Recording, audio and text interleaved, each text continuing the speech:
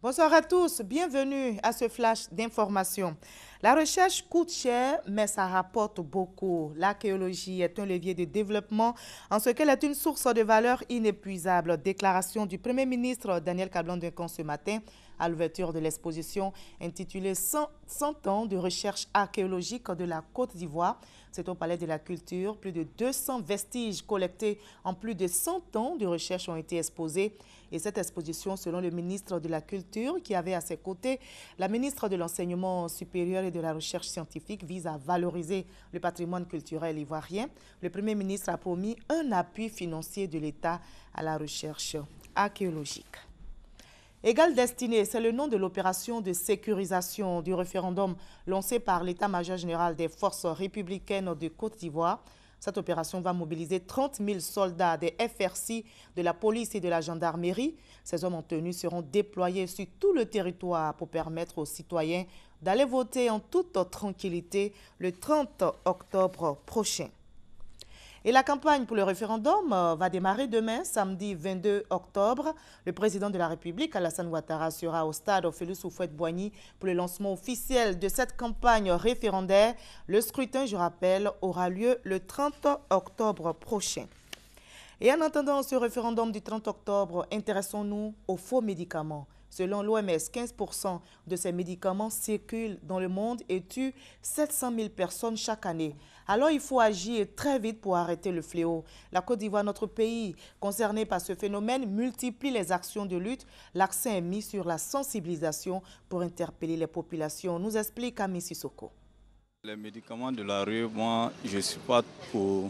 On trouve des problèmes souvent tels que les insuffisances rénales. J'ai eu un ami qui a été victime de ce problème-là. Il a acheté dans les cas, tantôt quand il voyage. Ma mère, elle subissait des traitements, mais à l'insu de moi, elle a allé payer des médicaments. Elle était hypertendue, mais ça a sauté au diabète. C'est parce que les médicaments qu'elle prenait dans la rue n'étaient pas convenables à ce que le médecin prescrivait.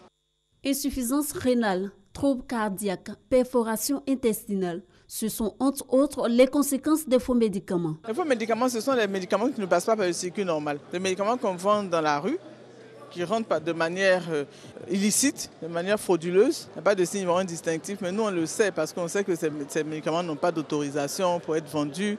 Chaque année, ce sont 700 000 décès qui sont enregistrés dans le monde selon l'OMS suite à l'usage des faux médicaments retrouvés très souvent dans la rue.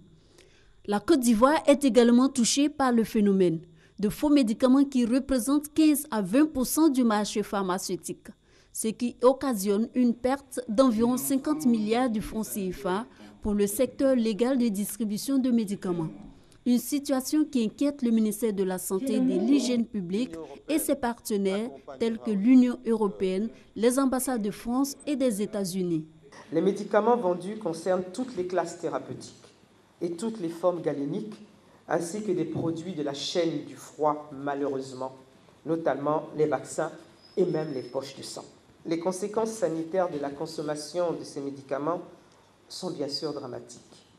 Ce sont au plan sanitaire l'augmentation des taux de morbidité et de mortalité, l'apparition des phénomènes de chimiorésistance, de certaines pathologies et de leur aggravation. Pour marquer sa détermination à lutter contre ce fléau, le ministère de la Santé et de l'Hygiène publique prend des mesures.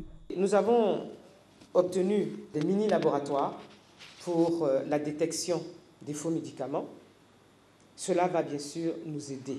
Ces actions que nous menons, si ces actions ne sont pas coordonnées avec la CEDEAO, avec la sous-région, c'est sûr que nous ne pourrons pas réussir, parce que ce sont des entrées à travers les frontières.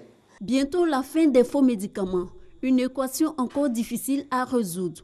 Pour le ministère de la Santé et de l'Hygiène publique, l'alternative reste la vulgarisation des médicaments génériques.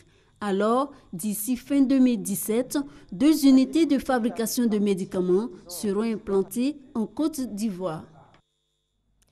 L'Afrique du Sud a finalement décidé. Elle va quitter la Cour pénale internationale. L'Afrique du Sud juge incompatible de siéger à la CPI au regard de la législation sud-africaine qui octroie l'immunité diplomatique aux dirigeants en place. Ce retrait prendra effet dans 1 an à compter de la date de réception, selon la ministre sud-africaine des Affaires étrangères. Cette décision fait suite, je rappelle, à la vive controverse provoquée par le refus de l'Afrique du Sud d'arrêter le président soudanais Omar el-Béchir l'année dernière.